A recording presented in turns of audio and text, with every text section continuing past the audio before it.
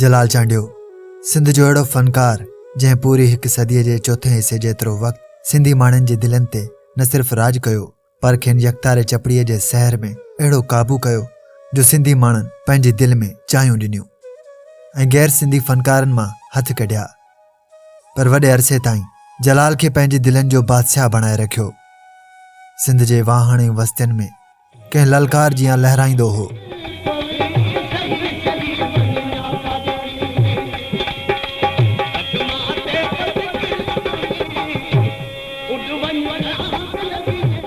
उन वक़्तु बहराड़ीअ में इश्क जूं मारियल कुमायल दिलियूं बहकी उथंदियूं हुयूं ऐं मोहबतनि जो अनोखो जहान जुड़ी पवंदो हो।